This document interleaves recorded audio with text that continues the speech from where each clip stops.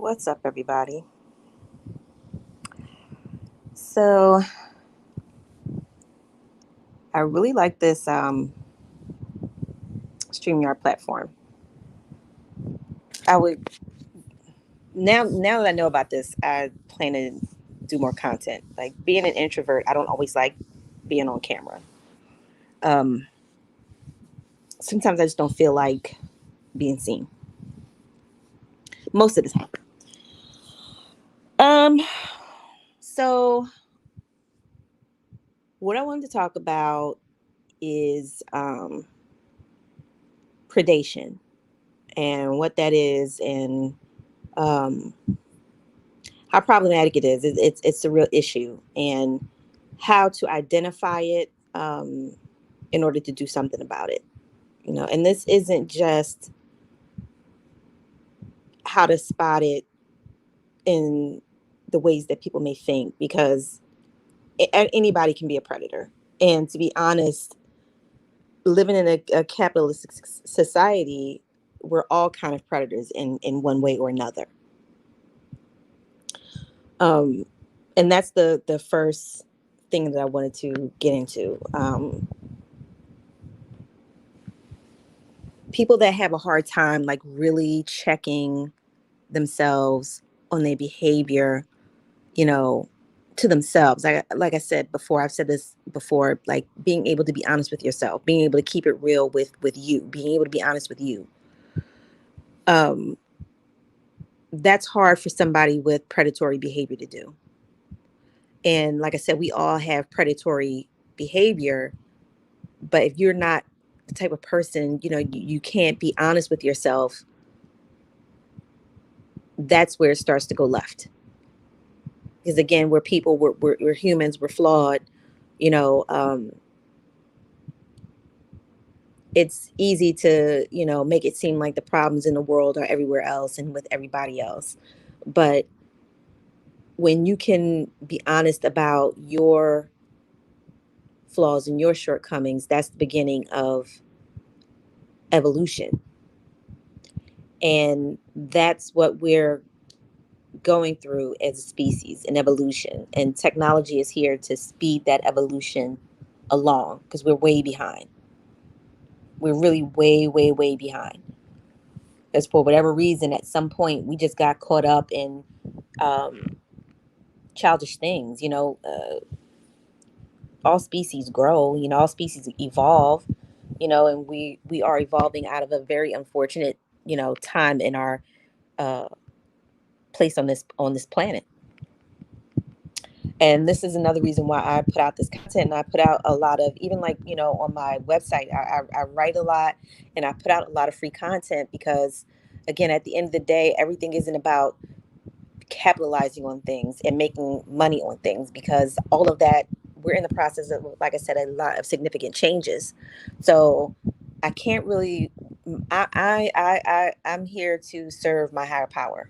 And when my higher power wants me to say something, I'm going to say it. I can't, that's something that I don't want to, again, it's not about business. It's not about money. It's about making sure um, that we handle these changes um, in the best way possible. Because for some people, change, most people, change is uncomfortable. I've met very few people that were okay and comfortable with change. Change is uncomfortable. And we're, like I said, things are changing more rapidly than ever. And I don't think we really appreciate what technology is and what it's here to do. A lot of us, we think we're watching um, TV shows, we think we're watching movies, we think we're watching social media, but the reality is these things are watching us. We're not just watching what's on technology. Technology is watching us. Television has always been watching us. Always. Like I said, you think you're watching it, but it's watching you. That's why that the TV logo was just that one eye, the all-seeing eye. Again, technology has been around forever. I'm technology. I'm organic technology, and I receive downloads and upgrades. We're all organic technology. And when we lose certain connections, when we forget who we are, sometimes we need something to come in and help us along. Sometimes we need something to come to help get us back center. And that's what technology is doing. The intelligence of our minds that we don't understand are creating means to get us to evolve us and get us back to our place in the universe. And I'll talk more about technology. I'll do another technology piece at another time, because I have a lot to say about that as well. And again, like I said, I'm just putting this stuff out here. Like I said, I can't really be worried about certain things. Like I said, I just need for this to be out, for this to be in the ether.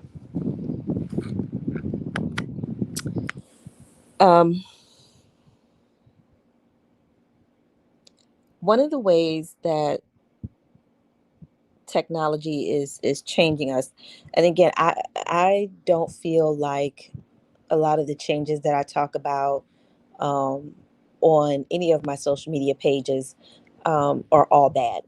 I actually think that a lot of these things that are happening are very good. But as you can see, especially if you're a person of a certain age, you see how different things are. Like everything is different to me. Not everything, but most things are really different to me than when I was a little girl. I know technology was a thing, but it wasn't like it is now. We had televisions and phones and stuff like that, and we thought that was pretty sophisticated. But we didn't have computers at home or cell phones, and just so many different things. Like, it had somebody told me when I was a little girl that I would have a device that I could use as a phone, I could use as a television, I could use as a video game system. I wouldn't believe you. I would not have believed you. And so many different advances have taken place. I need something to drink. So many advances with technology and science have really changed the game. Wait a minute.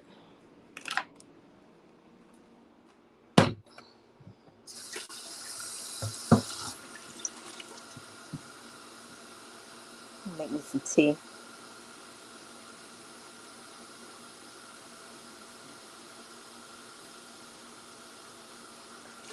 And that ain't none of my shit ain't gonna be fancy. Like, God damn it, I was thinking about that because I'm noticing people on these YouTube pages, and they have crazy amounts of followers, and they don't do anything but just upload other people's content. They just, you know, live stream other people's live streams, or copy other people's broadcasts and put it out there. I'm like, they literally are not posting anything original, and they have like a lot of followers. Now, could those followers and views be bought? Very possible, but I ain't doing that.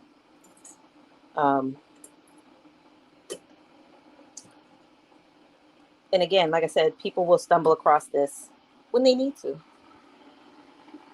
I said, I'm not in competition with anybody. I'm not in a rush to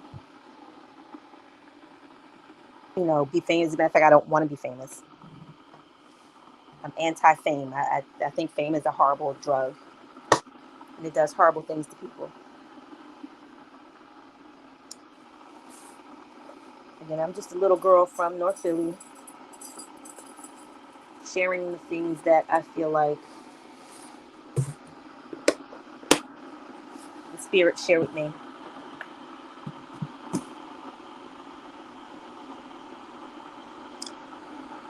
Um,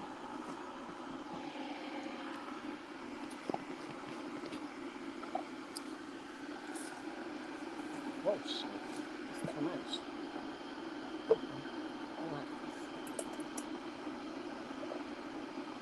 So I love tea, and I buy um, jars of loose tea, and I also buy like the Celestial Seasoning tea bags. And there are some people, oh, that's not sustainably sourced tea. It's fucking tea. Like, it's fucking tea. Niggas out here dying and shit.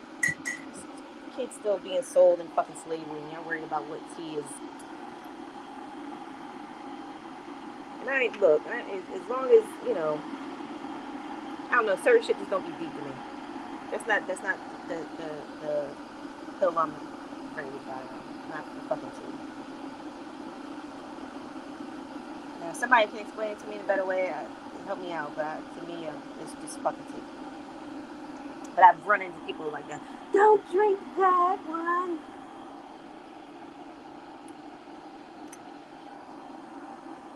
Alright, if it's fake tea, it's fake fucking tea. Like, damn, it's just tea. Everything's fucking fake. That's the thing, especially with you bougie people. That's why everything is fucking fake. The fucking bougie ass niggas want everything so easily manipulated, so easily led astray. All somebody money gotta do is make it seem like they got something and you don't know nothing about it. And then here y'all go, wanting it too. Drying up the resources to the point where they gotta make it fake to keep up with the demand. But that's what people like. And again, like I said, I just mention these things because you know one day it won't be like that. Believe it or not. But that's why there's so many fake things. And people crack me up. Like I remember when Kentucky Fried Chicken, came out that they were using cloned chickens, and people were like, oh my god, I'm not gonna eat there anymore. Why not? Why does the word clone turn you off? It's still chicken. Y'all should be worried about the clone fucking humans. How come y'all was so grossed out by that, but don't believe that people are being cloned? Because it's illegal. People do illegal shit every fucking day. Something being illegal doesn't mean it's not being done. I was always like the rebuttal. Oh my god, that's not happening. It's illegal. People do illegal shit all the fucking time. Why is that so hard to believe? Crazy. The clone chicken, and it tastes like chicken. You can't. That's this fake fucking meat. That's like the meat that's like made out of flour, like seitan. That shit's horrible. It don't taste like chicken. It doesn't taste like chicken at all. It tastes like weird dough, which is exactly what it is. Don't get me wrong. If you like it, eat it. But again, everybody wants to, have what they see. And that's the craziness of marketing and branding and how insidious that shit is. Just how people are just manipulated into believing certain things are, what you have to have, and you absolutely do not.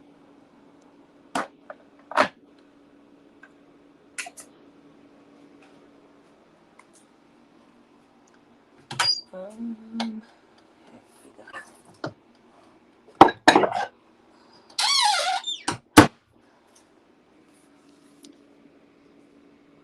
right. Let's see. Bitch, it is hot today. Ooh, I got the air on and the fan. Mm. All right. Where was I?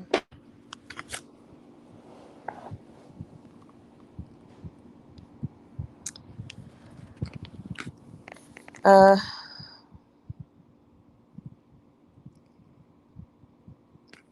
my bad. Had to make me some tea. So, anyway, back to how you can spot a predator. I know I'm always all over the place. So, again, one of the things is that you have to realize is that when it comes to a predator, you can't always spot a predator. Let's start there. And how to spot a predator, know that sometimes you can't. These people are really, really good at blending in. They really are chameleons. They can blend in anywhere. And again, these people usually struggle with narcissism and being able to attach to reality. So they really believe whatever, however they're behaving, like if, they really believe it. So when they blend in, they're really believing that they're this good person. They're really believing that they're this harmless person. Again, which is why I say you have to be honest with yourself. You really have to analyze and question why you do the things that you do. These people are really good at blending in, and even them being predatory is again, if they're not honest with themselves and they keep letting it go, even somebody, it would take something extreme happening for them to get caught, and even then, it's still hard because they have not been able to be honest with themselves. So it's like, you know they blame it, on anything, but it's like, because they can't be honest, so they don't even know that they're a predator until they do something predatory.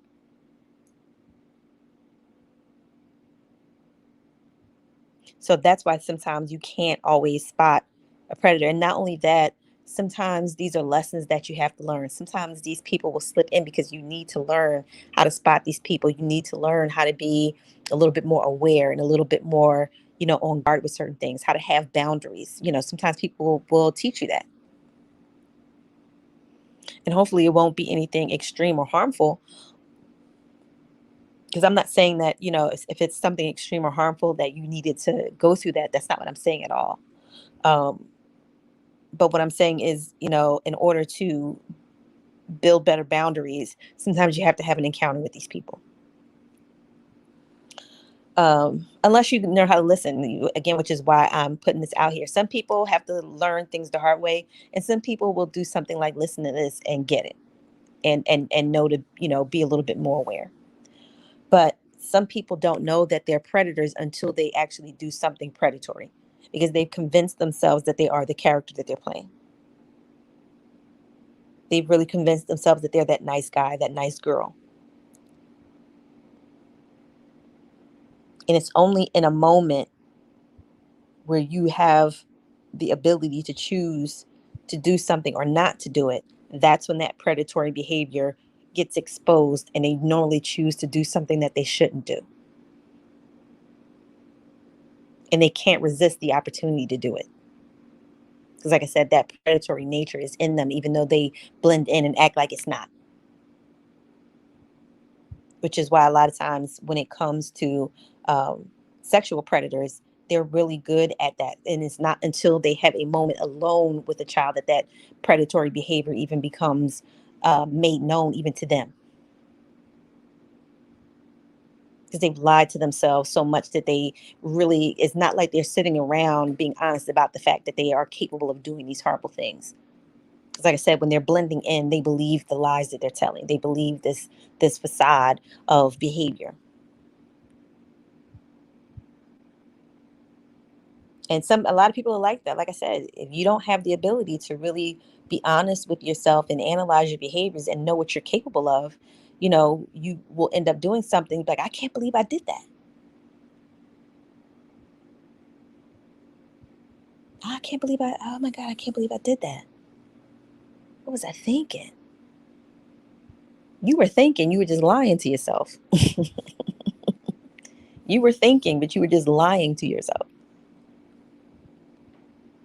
Like I said, that's why you have to, and again, not being honest with anybody else, just really being honest with yourself. Because when you're honest with yourself, other people will know it.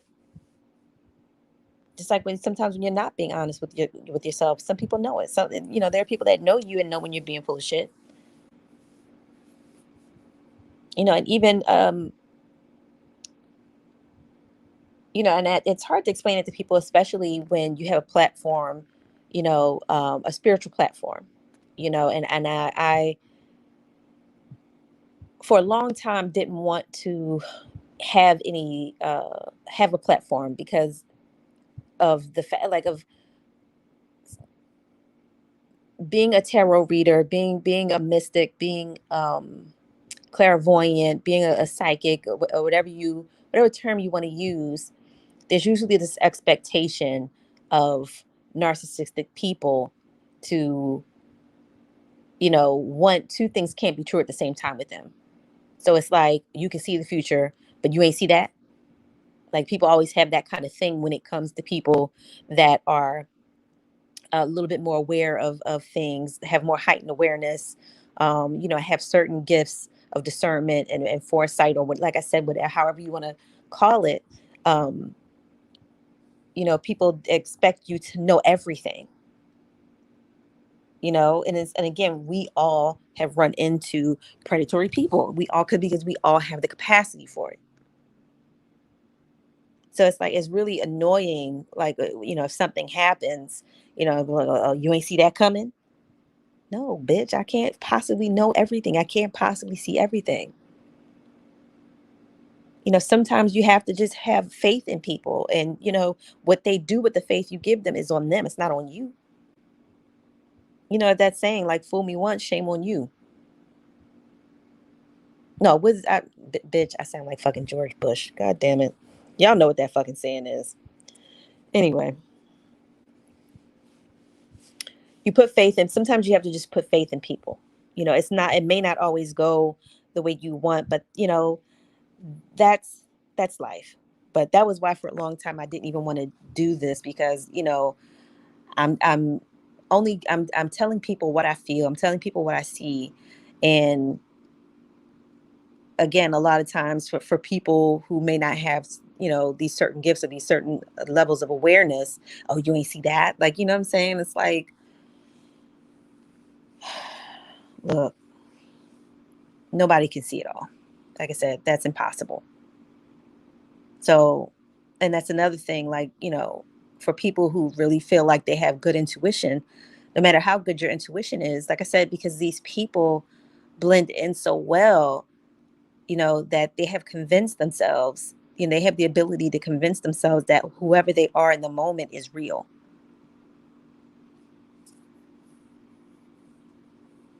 They're not fake. Like, even though they are being disingenuous, even though they're not being honest, the way that they are in the moment, they've convinced themselves that they are.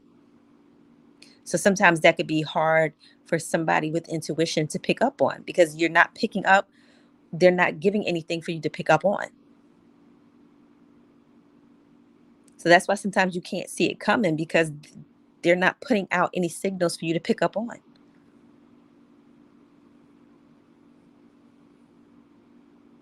And in extreme situations, those people like that can be very, very dangerous. Like, so on average, like, it's just, silly shit. Like I said, because everybody has the capacity for it. Um, but another thing that predatory people do more than other people is that they have extremes in their behavior. These are the people, they're really, really nice. They're like really, really, humble, to the point where people like that normally become like spiritual or religious leaders, because that extreme niceness, that extreme humility, gives off this vibe that somehow they're enlightened. Somehow they're on a level that nobody is, because they're so nice. They're so docile. They seem to, really be connected to their higher power, and it's a bunch of bullshit. And because being nice is more favorable, and people like getting their ass kissed, which is something else you need to, be mindful of. Because a predator don't have no problem kissing your ass if that'll give them access to what they want. So people out here wanting their ass kissed, you know, y'all are a problem too. That, and one predator getting another predator. But um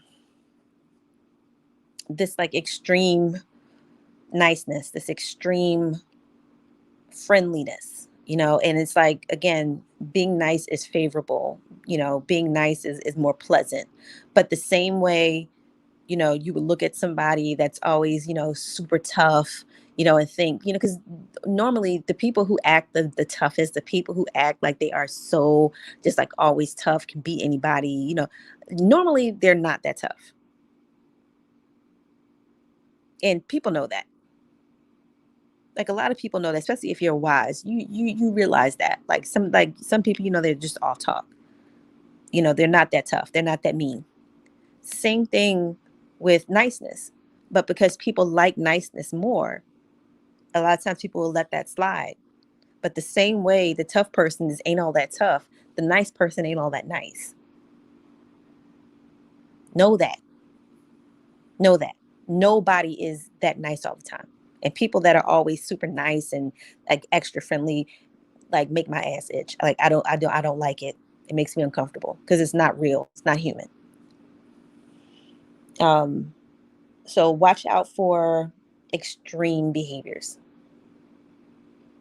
because nobody's, always nice, and nobody's always tough. Those two extremes are, normally some type of manipulation. But again, the nice one is the most dangerous, and the one that you really need to be more on guard for, because like I said, people like having their ass kissed, and nice will always, get over. You're more and whether you have an agenda or not, like, when people are extra nice, they put their guard down. People put their guard down around people that are very nice,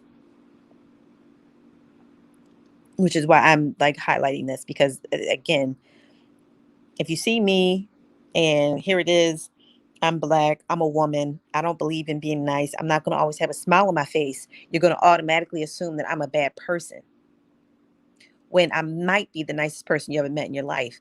But the nice person who's going to come in kissing your ass and putting your guard down, you're going to dismiss me, or look me over, or reject me, and then go with the person that's kissing your ass, go with the person that's making you feel comfortable, and then they're the ones that's going to fuck you over.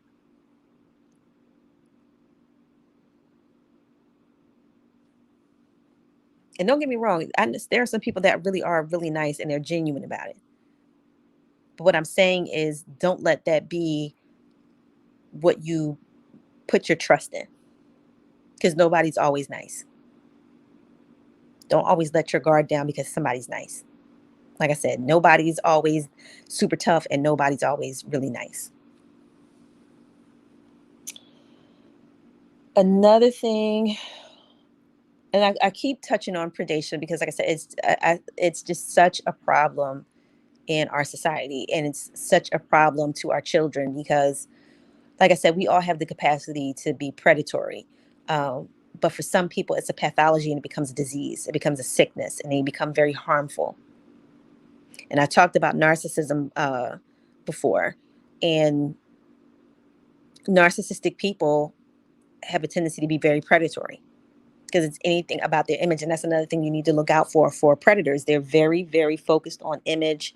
These are the very materialistic people, like that. This is the reason why Hollywood in the entertainment industry is so fucking evil, because only the most narcissistic people can succeed. You have to be predatory in that industry. And there's so many things that have come out over the years, and so much more that will, that I don't understand, why people continue to trust these celebrities. It's like, okay, I like the music too. Like, okay, the movie was great, but I don't know this person. They're playing a role. They're personifying something. They're personifying some ancient mythology. The mythology, it to me is what's important, not the actors. Don't get me wrong, like, I follow, my favorite celebrities on Instagram and shit like that. But, again, I still don't know them. I'm fond of their art, but I don't know who these people are to trust them, which is why when it comes time to speak up on certain things, I don't want celebrities saying anything. That doesn't make you an authority on anything. And if I can't know who you really are, I don't want you speaking for me. Fame alone isn't enough. And a lot of these celebrities have always, sold us out. Because again, the most predatory people are the ones that make it. So when you see, the highest of the high, whatever, because different people might, have different levels of celebrity. Like I might think one celebrity is like the highest of the high, and somebody might think somebody else is. But whoever you think is, just like such a great celebrity, like that's not enough. That's not enough. That fame, that level of fame is not enough for me to think that this person is some authority on politics, or is some authority on, um, social issues and economic issues. A lot of these people, you know, don't go to college, or um, if they did, it wasn't for any of the things that they start, rallying behind. So it's like I don't want to hear from celebrities, because again, they're very predatory people. If there's a check in it, they'll get on camera. Yes, vote for this person. Good night. And everybody's voting for that person. And we don't. Meanwhile, we don't know who none of these people are. We don't know who none of these people are. And then we're back to another cycle of you know just this predatory society. Predatory American society is capitalist society that is run on our children. And that's why shit is changing. I wrote about this on my website, and I continue to speak about it because again, the work that I do is in support and protection of children. And I'm not here to, you know, lay cards down and build a brand of being some fake spiritual, person. No, this shit is fucking real to me, bitch. This shit is real to me. And I'm not gonna sit back and, say what people should and shouldn't do. All I can say is that this shit is real to me and this shit is serious to me. That's why I call foul on a lot of these fake ass niggas, a lot of these fake tarot pages and psychic pages and shit like that. But y'all don't feel nothing when it comes to these fucking kids.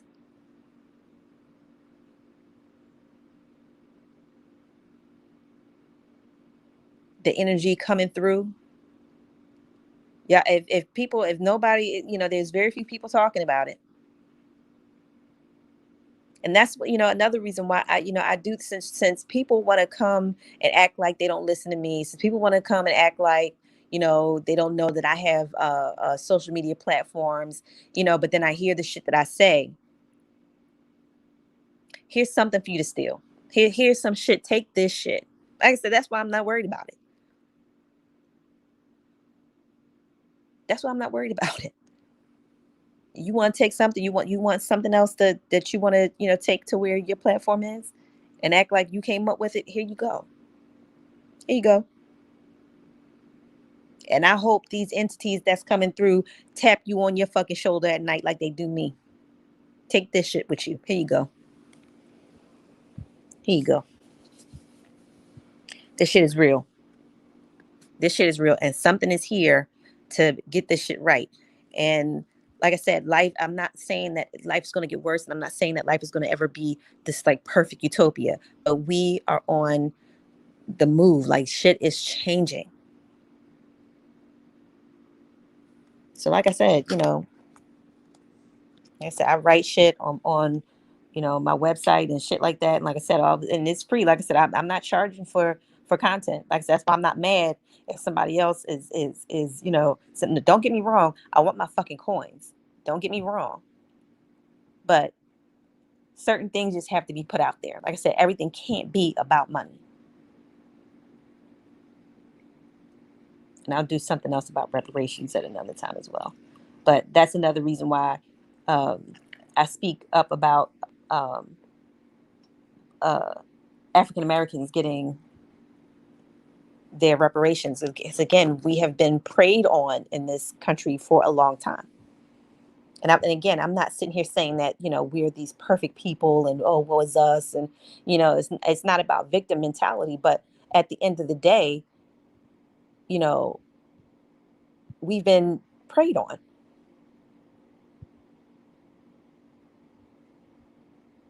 and we're owed money. Period. You do one thing, you got to start dealing with it all, and it's all connected. And that's something else that's coming out. And that's something else that people need to understand. How much longer? Because we're at a point now where nothing is private anymore.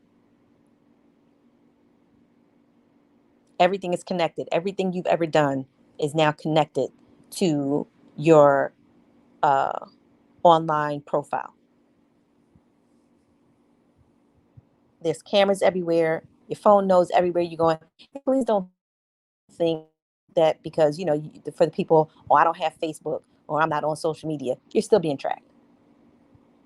If you spend money, you're being tracked. You use electronic devices, you're being tracked. Hate to be the one to break this to you. On social media, off social media. So it doesn't make a difference. Your information is still being uploaded and traded. So, and again, nobody did anything. Again, I shared books on other posts that people have been writing since the '60s about our privacy, and people don't want to do anything. People don't want to act like, oh, somebody's going to take care of it. Again, the savior complex. Jesus is going to come back. Okay, and y'all don't even know who Jesus is. He's going to come back. Okay, grown ass man going to come out the sky. All right. Now, I'm not saying that that's not possible, but it's highly improbable. Highly illogical, highly improbable. Spock raised me. It has to be logical. Uh, don't mind my rambling. Um, predatory people also have a very binary way of thinking. Like everything has to be black or white. Like two things can't be true at the same time with them. It's like, and that's why they will always want to argue you down. Because it's like, it can't be black and white. Like it has to be one or the other. Like there are no gray areas. Well, there actually are. Oh, it's just black or it's white. No, it can be black and it can be white. There's why there's so many disagreements in black culture, because so many predatory people want blackness to be one way so they can more easily prey on it. But blackness is many things. It's like blackness is stiff and educated, and it's loose and it's ratchet. It's everything. It's many things. It can be many things.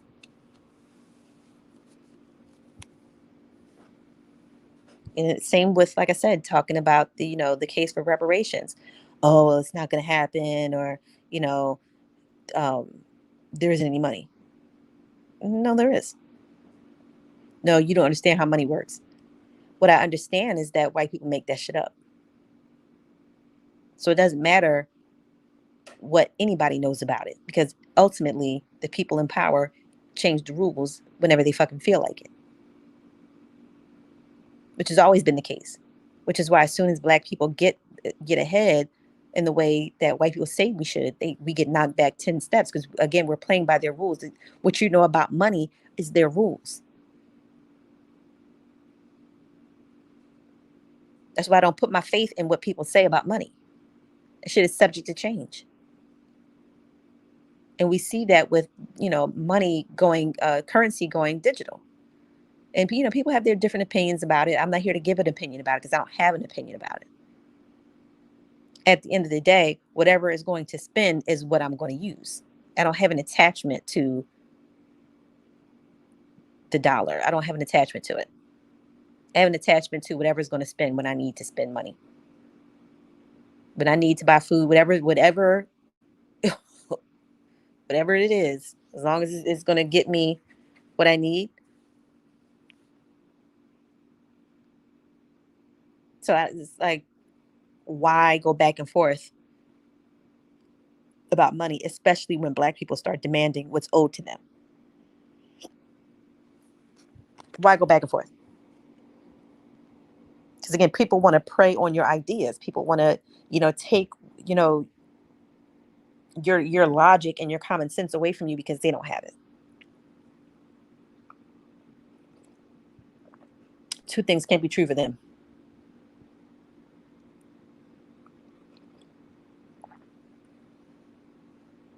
Black people killing each other is, we can't work on nothing else. We can't demand our reparations. We can't demand, fair treatment because we kill each other. Like I said, predatory people. Predatory, like I said, being a predator isn't just one thing. Like, it's not just, you know, um, raping somebody. It's not just, stealing money from somebody. It's like, again, not letting somebody have their informed opinion. It's many things.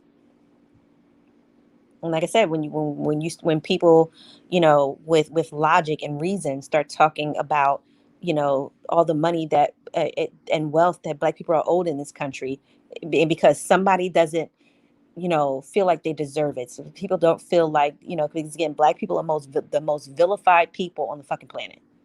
Everybody hates black people, specifically black Americans, and they don't want us to have shit. And they've kept us from having shit for a long fucking time. And a lot of black people, unfortunately, buy into these lies and believe, the shit. And instead of having mind enough to recognize that, yes, there's violence, and yes, it's a problem, and we definitely need to work on that. And we are working on that. But because there's black on black violence, we can't possibly ask for or deserve anything else. We're not entitled to a good life because we're traumatized and we're harming each other. That makes no fucking sense. And the niggas that say that are fucking stupid. And they don't value themselves, and they've never learned to value anything about them. They've never learned to value their culture. They never learned to value the way they look. They've never learned to value where they come from. They never learned how to value things like family and community and being a part of a fucking collective. All they know is that everybody hates black people, so they're gonna jump right and dick ride the fucking bandwagon themselves. Niggas is begging. No, the fuck we are not. Let these niggas go to job and work 40 hours and see what happens when they don't get their paycheck.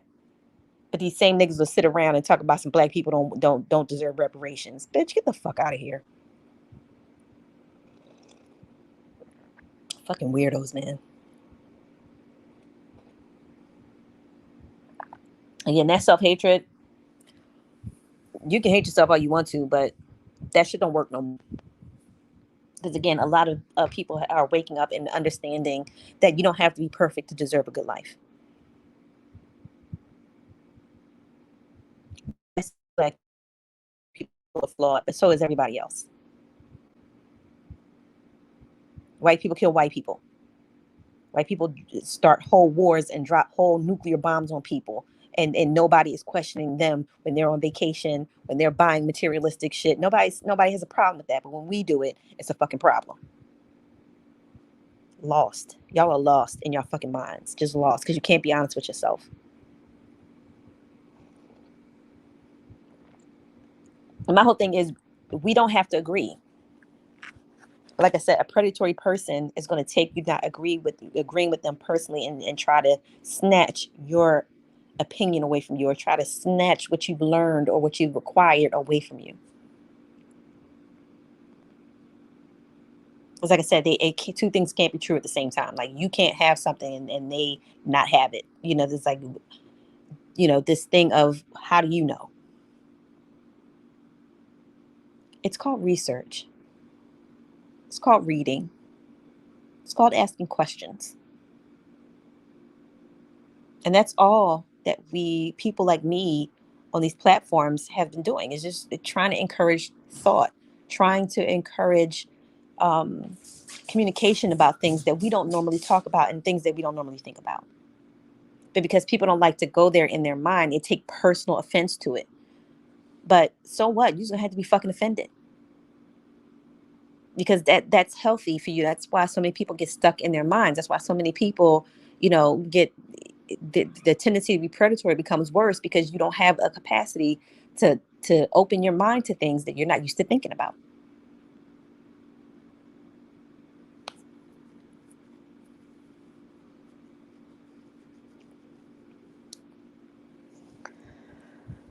What else did I want to say about predation? Yeah, that was really what I wanted to talk about this, because with everything going on with, um, like I said, the whole Free Britney movement, um, which is deep, and I know a lot of people don't take it seriously, because we think she's a celebrity, and again, like, I don't know Britney Spears personally.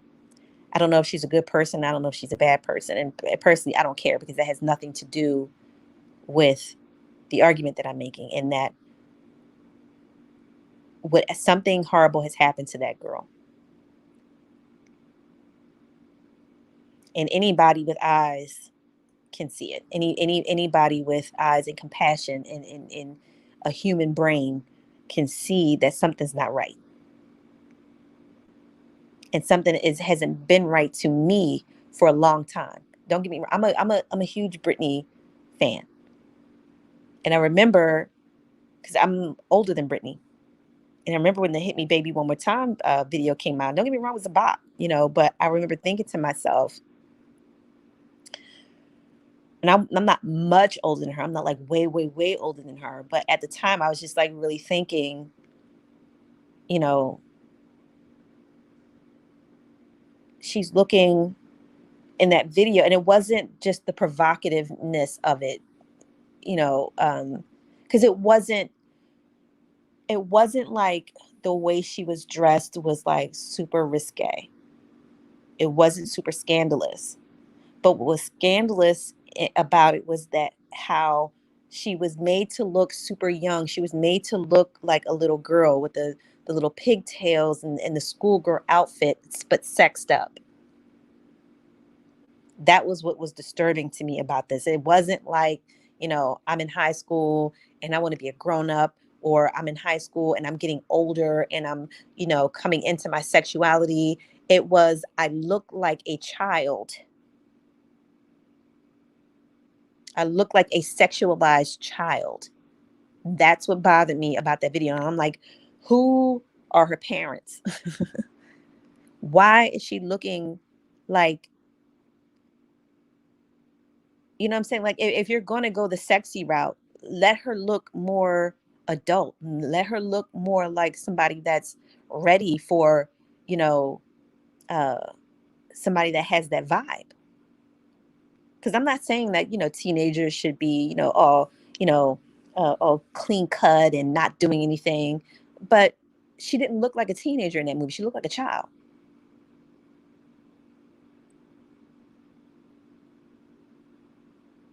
And that bothered me.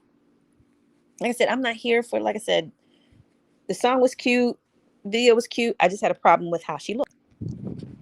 Because, like I said, she didn't look like a teenager exploring her sexuality. She looked like a child that was being exploited. And that bothered me. I had a problem with it then. I have a problem with it now. And I always wondered, like when that came out, because then you find out like her parents were like really involved in her career, and I'm like, what's going on? And I've never thought that children, because the stories about shit happening to kids in that industry is old. It's old. People just like to ignore it because again they love celebrities. And like I said, I'm fond of these celebrities too. Like, but if some, like Prince is another one. I'm a huge Prince fan, and I love his music. But please don't think that that man was innocent. He met his wife when she was a child. He met Maite. That's I'm saying her name correctly. She was a child when he met her. Nigga, but Prince. He's Prince. And I didn't read her book. I don't know if she's, what she got to say about that. She claims that, he waited until she was of age to marry her. I don't believe that though. I don't believe that. I don't believe that. I get why she got to say it, but I don't believe it. I don't believe it at all.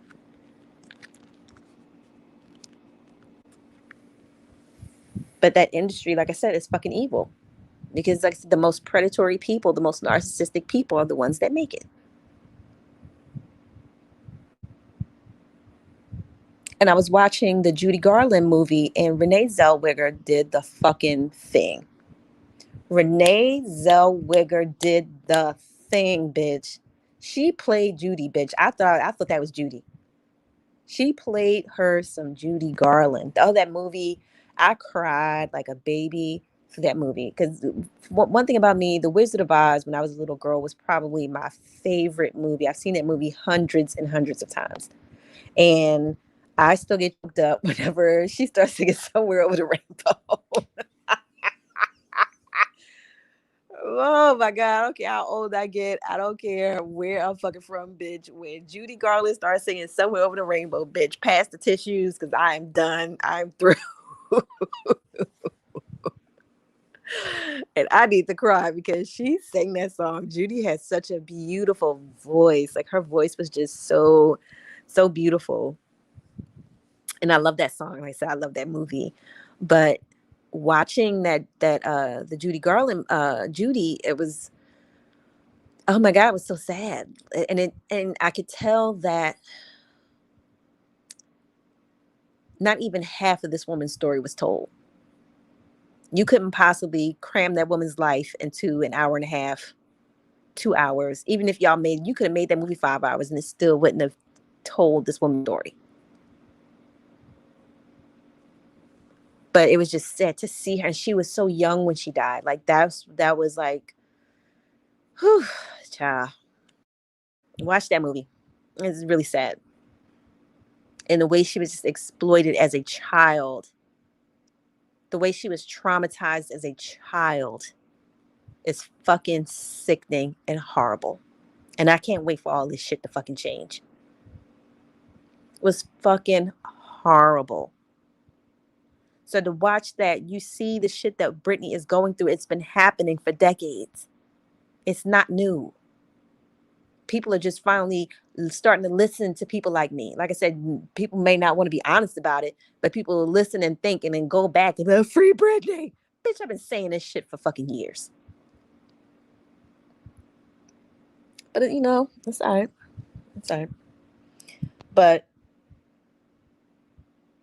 to see, like I said, you can connect the dots when you see Judy. You can see how, like I said, this stuff has deep roots. This stuff has really deep roots. Let me turn this. I hope the fan in the air is not giving y'all too much noise. But bitch, I'm hot. I was hot. But it's not just Britney that I feel like has the story to tell. Because again, like when you're black, nobody gives a fuck. Everybody act like, you know, you strong, you tough, you're supposed to take it, you're supposed to. But we've had a lot of black kids, grow up in the industry. And I really am concerned. Like, a lot of them aren't really telling their story. But, an example, we love our queen. We love Beyonce.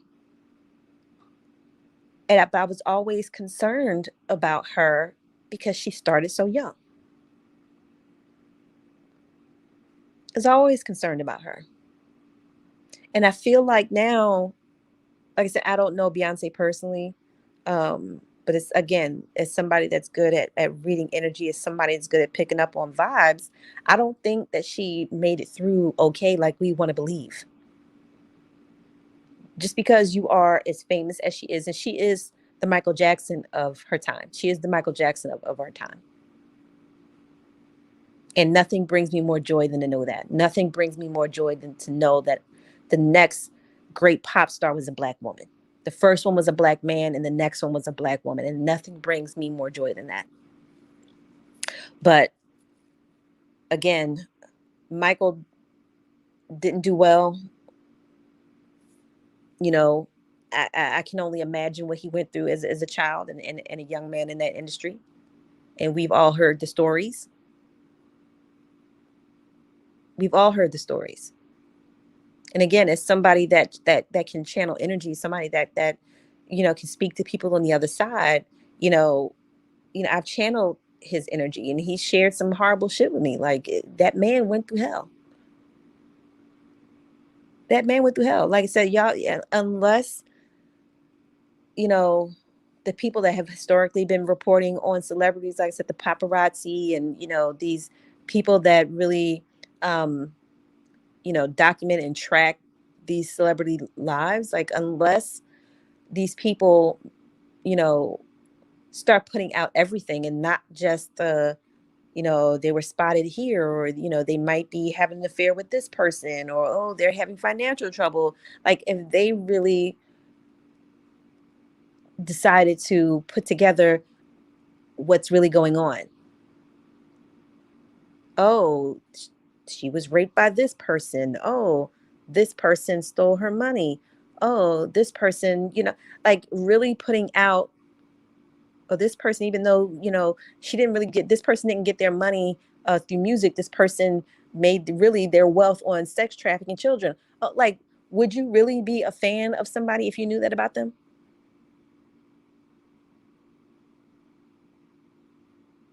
Would we all really support the industry if we really knew what was going on?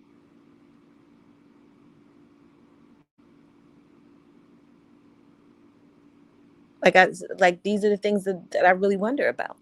And like I said, I don't, I share my thoughts here, but I don't, like I said, I don't like to argue with people, because I said it's a waste of time. Like I said, it's just a waste of time. But do we know if Beyonce is okay? Do we know that she's adjusted well from being a child in this evil ass industry? And no, it's none of our business, but again, she's a human being. Are we not allowed to have care and compassion for somebody? Like, again, just because she's done well for herself. Just because she has, she's our queen. Like, that doesn't mean that I can't be concerned about her.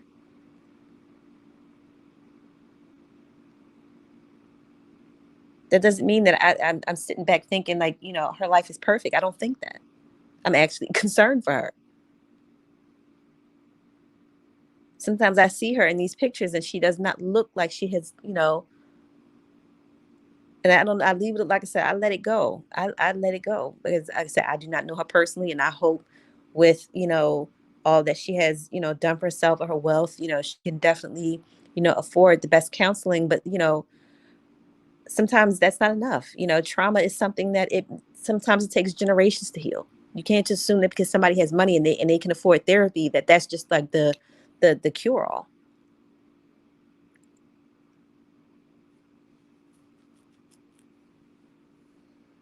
Is Brandy okay? Do we know if Brandy is okay? She's another one. Came into this industry really young. Her and her brother, her and Ray J. What the fuck have they been through? What the fuck happened to them kids?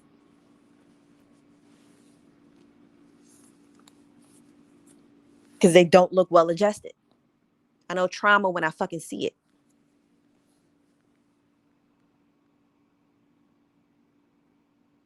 Monica, is Monica okay? And she's been, some of the things that she's been through has been, more out there. Usher, like all of our beloved artists that, that, and I really kind of take this personally, and again, not as caring for them because they're famous, but it's like we grew up with these people. We grew up with Brandy. We grew up with Ray J. We grew up with Usher. We grew up with Monica. We grew up with Beyonce. We grew up with Britney.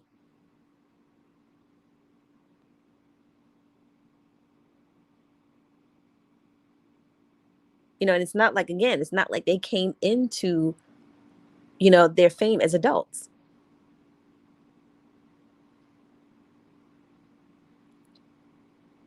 And it's okay to be concerned. It's okay to understand that just because somebody is wealthy doesn't mean they're okay.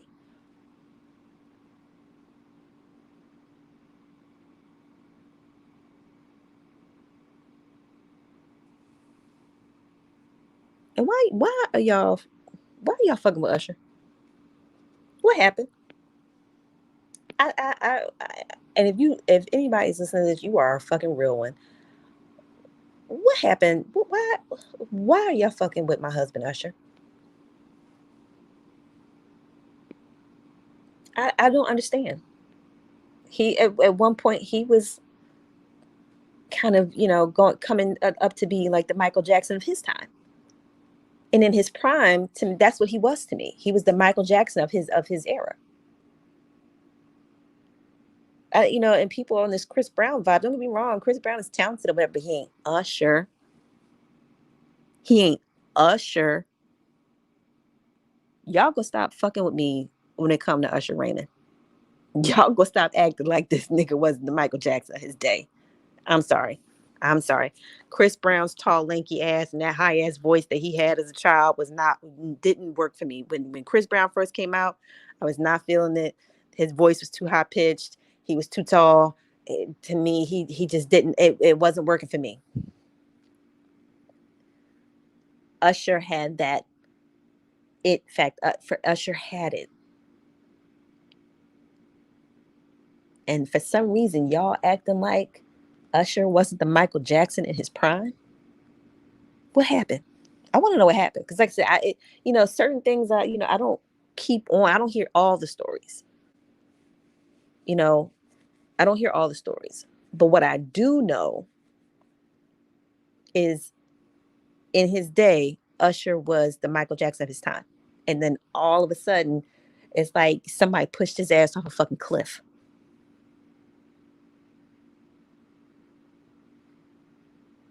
I don't know why. I don't know for why.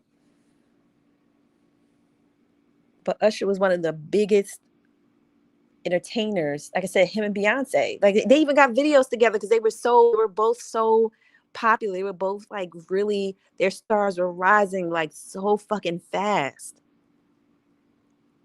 that I'm like, okay, Beyonce still is thriving, but Usher has kind of fallen off. And then it's all this like scandal about his personal life and who he's screwing, and he got diseases and all like just weirdness. Like, and his music even changed. He started doing like that EDM pop shit that I never want to hear. Usher was the king of R&B. And I love you, Bobby Brown. And you were the king of R&B. But then Usher came along and became the new king of R&B. And correction, Bobby Brown, I apologize. Whitney referred to her husband as the king of R&B. Bobby Brown referred to himself as the king of stage. So let me clear that up. My apologies. My apologies. And Bobby Brown is definitely that. Bobby Brown is definitely king of stage. But why y'all turning y'all back on Usher? Would somebody please let me know if anybody listens to this and y'all got the tea, y'all got the 411 on why Usher, somebody pushed Usher off the cliff. Please let me know, because I don't understand it. And I saw something with T-Pain, and T-Pain was talking about, well, Usher said I ruined music by using auto-tune. Nigga, if you don't shut the fuck up. That I heard that, and I'm a fan of T-Pain. Like I was here for the auto-tune. Like, and keep it real. If Usher said that, he wasn't the only one. T-Pain been bitching for years about how so many people was saying he fucked up hip hop with auto-tunes. Did Jay-Z not make a song about the death of auto-tune? I saw another interview where he said that Kanye West also was talking shit about him for auto-tune. Why y'all focus on Usher all of a sudden? What did Usher? I want to know, bitch. I like I said, I know how to connect dots. Y'all fucking with Usher for a reason. I want to know what it is, because I love me some Usher. I love me some Usher.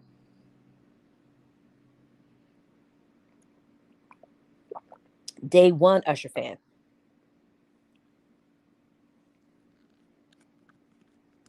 Again, we grew up with Usher. So I don't know what is going on. Like I said, Usher was that nigga. Usher was that man. Like, total package. What happened? I want to know. I really want. This is a serious question. Like, I really want to know what happened to Usher Raymond. What happened? What happened?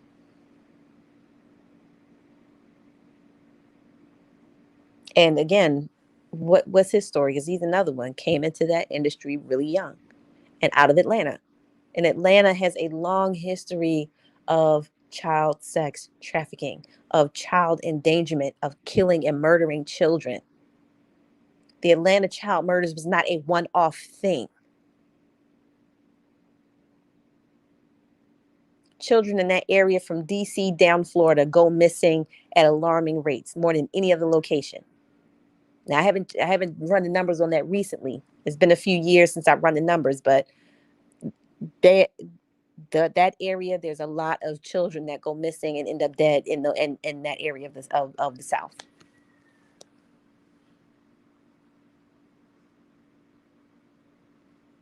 And nobody seems to notice it. Nobody seems to care. I remember when I was a little girl, uh, my family moved to Florida for a few years, and we lived in Miami. And this was pre um, bougie Miami. This was pre rich, nightlife Miami. When this was even before the Golden Girls came out, and if you remember, the Golden Girls was a show about, older women, living a retired life in Miami. And because again, that was the thing, that was what Miami was known for up until, recently. Miami was where people that had money retired to, where old white people had money and retired to. And like I said, it was the retirement community for people with money. And then then it became um, the city for young rich people. But when we were living there, how long have I been on here?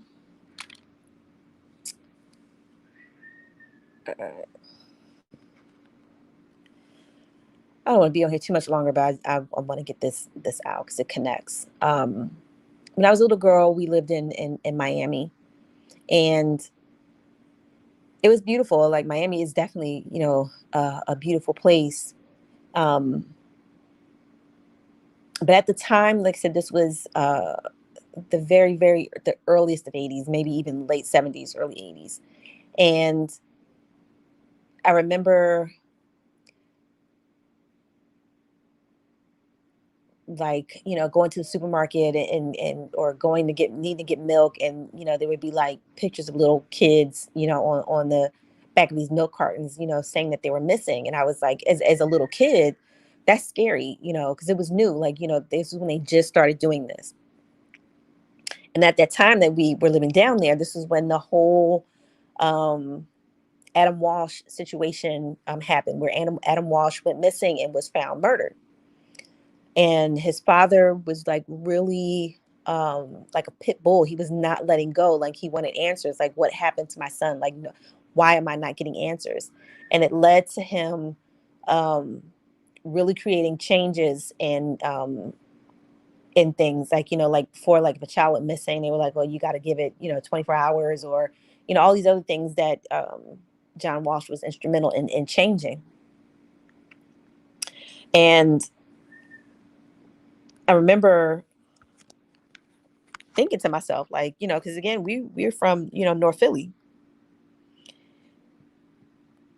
And I was like, I'm from North Philly. Like I'm from the hood, and I felt more safe, you know, as a child in North Philly than I did in beautiful Miami. Because like I said, it was like everywhere, like I said, children on the back of, milk cartons, and you couldn't get, and they were all different. It's not like it was like just one child on the back of a milk carton. It was like hundreds and hundreds of kids, like, and it was like that. To me, that was scary. And I remember that was my very first time with like really having an experience and needing to understand that there were predators out there. Because as a child, you really want to believe that nothing will hurt you. That you come from a family, and you believe that nothing is going to hurt you. You believe that you're a child and you're having fun, and you should be protected from these things. It should be oblivious to you. Children should be able to, you know, in a perfect world, we don't have to tell our children that there are people out there that will harm them. But unfortunately, that was the reality. And, it was difficult going places, because as kids, that's what we're doing. We're going around, we're having fun, and, there's swimming pools everywhere, beaches everywhere. It's beautiful. And as kids, we like to wander off, and, you meet up with other kids, and, oh, hey, let's go here. And, oh, hey, let's go there. And I remember there was always this man playing the saxophone. You could always hear like the sound of the saxophone in our neighborhood. And then this man was like really talented, and he would practice, and he was really good at it. So nobody like seemed to mind, because he was so talented that nobody minded this music being played at night. So I never knew who this man was or where he was. I just always heard his music. And it was beautiful. He was a really talented saxophone player. And so one day, me and my sisters and our friends, were playing, and uh we kind of end up in another neighborhood, and I hear the saxophone playing, and there was this lady outside, and she was very friendly. Again, you gotta watch for the friendly. She was really friendly, and you know uh she had roller skates. We were roller skating, and she got her roller skates and was out there, roller skating with us, and we were just having a good old time. And one of us complained about like being thirsty, because it was the summertime, and it was, again, it's Miami. It was the summertime. Miami, it was hot. And she goes, "Oh, you guys, I live here in front of this apartment building." And I started to hear the saxophone music playing. And I said, "The saxophone, that saxophone music, I hear that all the time." I said, "It's coming from in here." And she was like, yeah, I live here. If you're thirsty, why don't you guys come on up and I'll get you something to drink. Because as a matter of fact, that music that you're hearing, that's my boyfriend. I said, your boyfriend is the one playing the saxophone? Like, he's really good. Like, that sounds so pretty all the time. Like, I hear it all the time. She said, yeah, come up, and you go, and, I'll get you guys something to drink. So I said, no, I said, my mom told me we're not allowed in anybody's house, and that when we're outside, we're only supposed to be outside with our friends and we can't go in anybody's house. So at that point, everybody, all my friends, I was like, oh, here you go. You got to ruin the fun. And we're just going to get something to drink. So I felt bad, and I go along with them. We go, and she opens the door to her apartment. And this man is sitting there in the middle of the living room. There's very little furniture, very little furniture. He's sitting in a chair in the middle of the living room. And he's not wearing anything but a towel and holding his saxophone.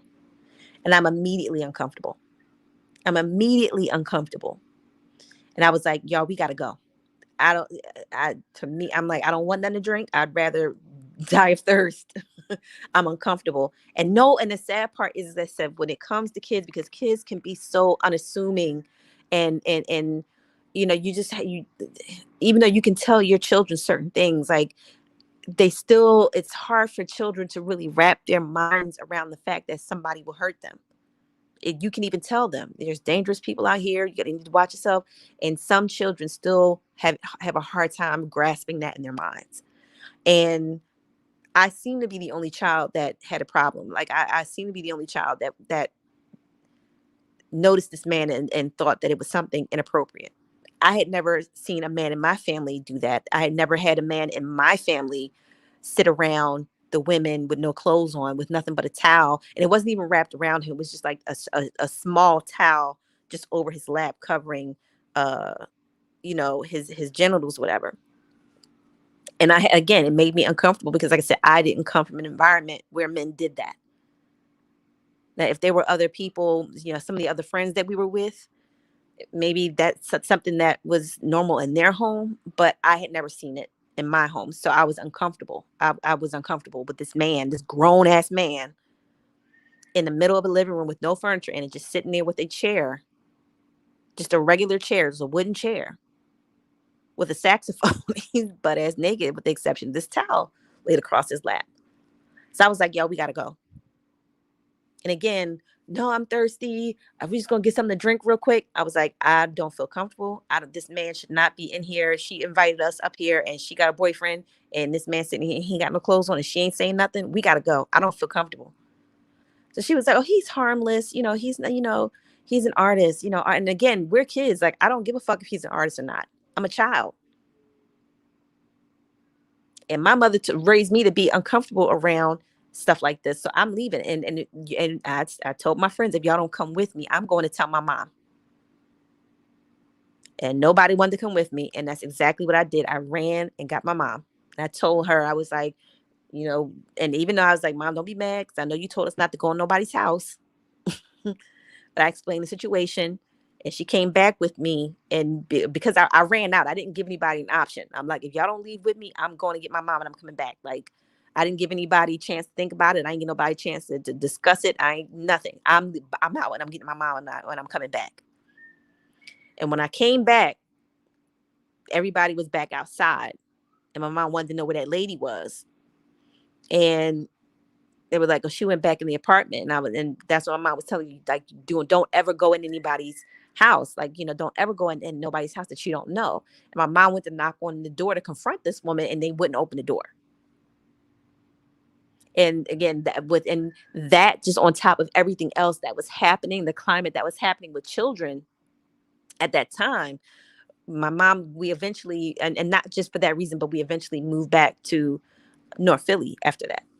Because like I said, it was really crazy. Like, it was really crazy. It was really weird, to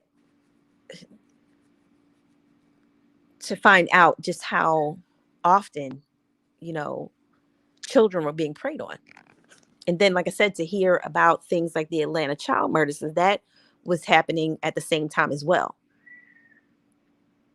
So it was like really disturbing as a child, which was one of the reasons why from young this is something that has been an issue with me, and why I believe that children should be protected, because it's just certain experiences that I've had, in my life, having to deal with, predators, firsthand. So it's that's why I like I said, why I do what I do. I've been called to do this because there's something in children, there's something in our minds, there's something from the other side that is upset at how children haven't been being treated. And again, because we're so unaware, and we're so um our minds are so scrambled with technology and some of the signals that come from technology. And I'm not saying technology is good or bad. It's not one or the other. But again, like with anything, people can abuse it. And technology has been abused to keep our minds under control, to keep our minds in a certain state. So it's hard for people to like really recognize it. Like in the movie like the adults were just really like apathetic to the fact that children were just being killed in the neighborhood. Like none of the adults wanted to do anything about it. And that's intentional, which is why, like I said, I speak out about this. And as a spiritual person, I'm going to always speak out about it because, like I said, these things are changing. Something is here. Something is here, and it's here to evolve us past being harmful to children and being harmful to each other. So, in whatever ways you can start to have these conversations with your family members, the children in your life, the young people in your life, um, they really need to understand how to protect themselves and keep themselves safe, because the way, like I said, this capitalistic society is set up, it's hard for women to really nurture and care for their children. Like, again, this is another case for reparations, like, because women, my life would be completely different had my mother been able to be at home with us when we were younger. But she was in school and she was working and going to school at the same time, and was in the military and like doing all these things to try to better her life. But we had to be sacrificed in the process, because again, like in this society, like you know you can't take care of you can't stop. It's like you got to work hard, you got to grind, you make it happen. And it's like, no, like I don't want to grind. Like I want to raise my children. I want to be a present, calm, peaceful presence in the life of my children, in the life of any young people that I come across. At the very least, women should be able to have the option of, I don't want to work, I want to be home.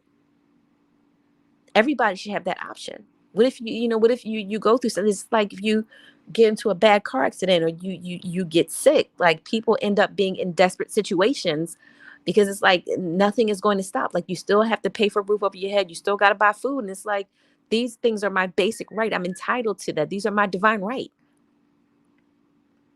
in an advanced society. We control the society, the way the society goes. It doesn't dictate to us. Power doesn't dictate to us. We dictate to power. The government is for the people, by the people, not the other way around. So this is why we need to speak up. This is why we need to make these changes. And like I said, they're going to be made. Like like I said, people, and it's unfortunate because, like I said, my intentions are pure. Like I said, I'm doing what I really genuinely feel called to do. But there's always these excuses, and like I said, it's because of the society we've been conditioned to live in. And I said this before, like women have come from conditions where you had no say. You couldn't do anything without a man. You couldn't work, you couldn't hold a job, you couldn't own property, you couldn't rent or do anything. So in order to feed yourself and feed your children, you had to have a man in your life.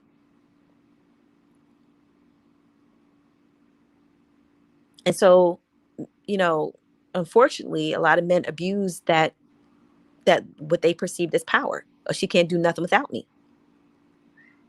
And that mentality is still in a lot of men, and it's still in a lot of women. This is why I get upset when people bring up Bill Cosby and they say shit like, "Oh, those women knew what they were doing in his whole hotel room." Yeah, they were trying to fucking survive. As a married man, why is it always on the women? Oh, those women knew. When somebody has money and power and influence and can get you opportunities, you know, some women know that that's going to come with a cost, and that doesn't make it right. Just because they knew that there was a cost to going to see that man and being in his hotel room alone, it doesn't make what he did right. Yeah, they knew what they were doing. But again, you have put women in desperate situations with men holding all the keys. What the fuck else are we supposed to do? What the fuck else is a bitch supposed to do? Why isn't anybody? Why isn't the argument? He's a married man. Why why did he have to meet these women in a fucking hotel room in the first fucking place? Why are y'all putting the blame on these women?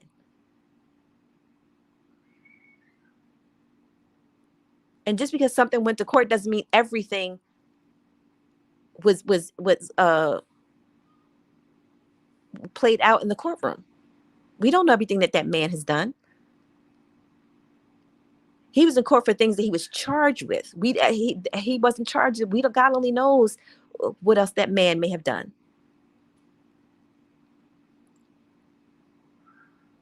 And that's what power does. Power corrupts. And then when people have to do things in order to get access to things because people in power turn horrible, it's like you still can't win because, it's like, well, what were you doing there? Trying to fucking eat, bitch. What the fuck you think? Trying to come the fuck up.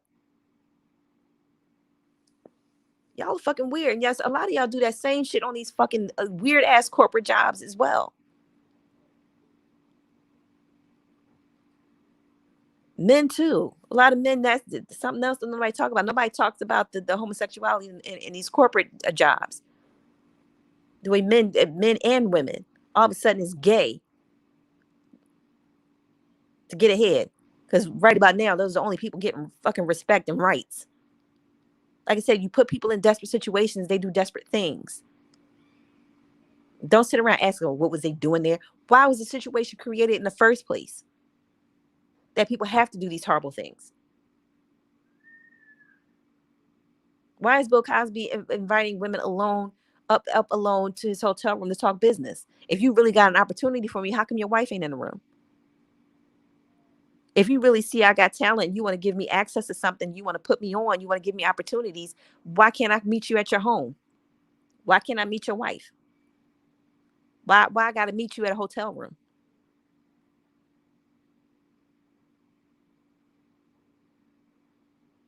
But ain't nobody gonna say that. It was what was she doing? What were these women doing up there? They knew what it was. Exactly. Exactly. They knew what it was. That y'all saying that doesn't change the situation. It makes it worse. They knew what it was because he made it that way. Like I said, he could have met them girls anywhere.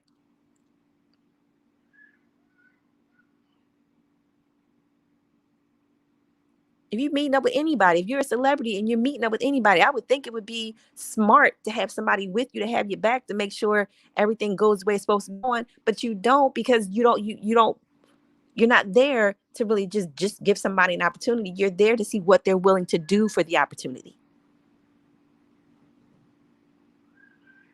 And different people have different stories. I don't know what some of these women's backgrounds is. I don't know if they had money. Who knows what they were going through that made them decide, you know what, I am going to meet this man in this hotel room.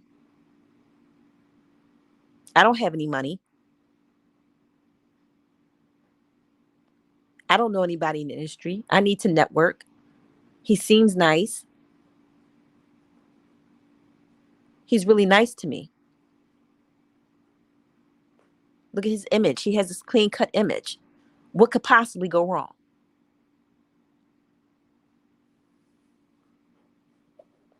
Y'all are horrible people. Y'all are horrible people. If you think these women go into the hotel, and the only thing you can think to say is, well, what was they doing there? They knew what was up. You're just as bad as Bill Cosby is. You're just as predatory as that man was.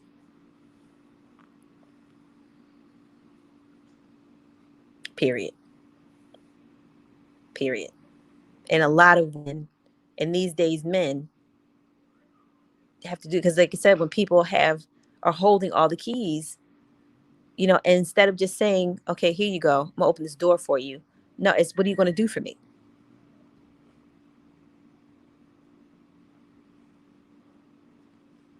I want you to do this. I want you to have sex with me. I want you to, do whatever.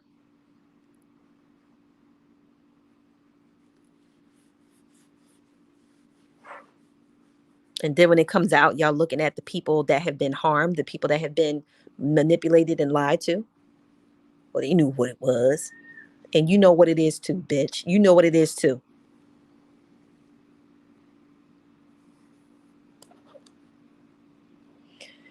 Anyway, I've been on here way longer. This felt good. Like, I really needed to, like I said, just get certain things out. And like I said, with there just a lot of energies, like a lot of the energies have been like really heavy, and just really, like, sometimes it just feels like I just have like this, like, just heavy wet blanket over me. And being able to just sit here and just talk shit and just get this out has just been really therapeutic for me. It's like I said, it's with them unearthing, them finding the bodies of hundreds and hundreds of native children. um and then spiritually, certain people can feel this. Certain people can feel the energy of these children, and it's not an easy energy to feel. um so yeah, that was why I wanted to get on and say this. And like I said, as I listened to my neighbor's children playing outside, those beautiful little babies, um protect children, listen to children, even the child inside of you. Let the child inside of you speak. Listen to what it has to say. Heal that little boy inside of you. Heal that little girl inside of you. And one of the ways you do that is by making sure that all children are protected. And I'm not saying let children have their, again, for the people who two things can't be true at the same time. Well, when I was a kid, I got beat. These kids are disrespectful. Shut the fuck up. Shut up. Just admit that you're a horrible person, and you weren't raised properly, and you need to learn better skills when dealing with children. How about that? How about that? I'm not trying to tell people how to raise their children, but come on. If somebody's saying protect children and listen to children, and the only way you can go in your mind is children are disrespectful and need to be hit so they grow up to have some fucking manners, something's wrong there. Something is really wrong there. And you need to deal with it before a predator comes up to you and spots you with a child and start telling you, oh, they too smart at their mouth, you need to deal with them. Pay attention to people that do that. That's a predator waiting to pounce. Listen to, like I said, I've been in here long enough. Listen to children, protect children, and start with the child inside of you.